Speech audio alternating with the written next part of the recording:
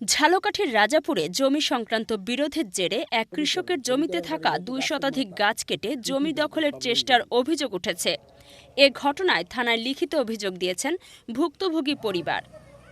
উপজেলার আলগী গ্রামের কৃষক ফারুক খলিফার প্রায় ৫৫% জমিতে থাকা বাদাম, আমড়া, কলা, আম, পেঁপে, লটকন, সুপারি, মেহগনি, চাম্বল ও সেরেজ সহ বিভিন্ন প্রজাতির অন্তত ২ শতাধিক গাছ কেটে ফেলা হয়।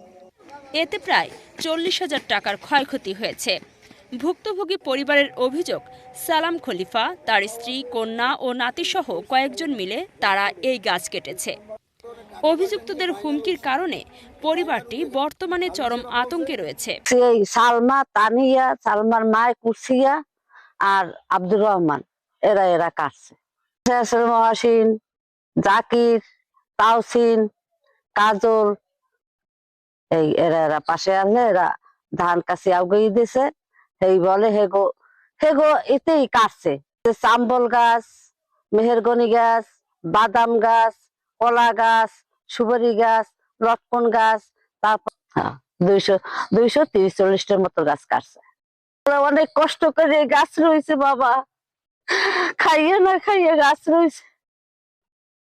দিনে রঙের কাম করছে আর রাইতে বাড়ি কাম করছে।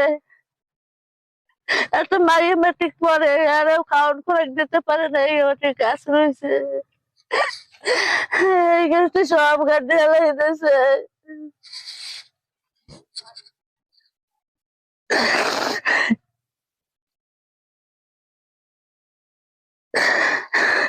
এরপর এই গাছ কাটার সময় জাকির এই ব্রিজের সাথে খাড়া ছিল, মহসিন ওই নিচের ডালে খাড়া ছিল, এর বাতিজা তাহাসিন ওই মাথায় খাড়া ছিল।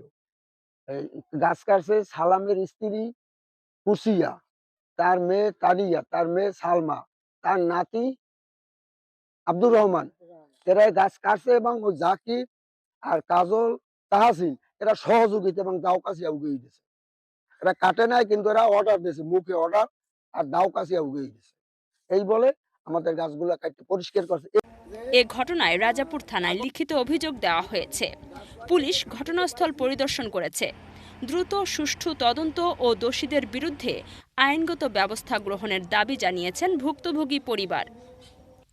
রাজাপুর থানার উপপরিদর্শক দাউদ হোসেন বলেন, ভুক্তভোগী পরিবার লিখিত অভিযোগ দিয়েছে, ঘটনাস্থল দেখা হয়েছে, উভয় পক্ষের সঙ্গে কথা বলে বিষয়টি তদন্তাধীন রয়েছে।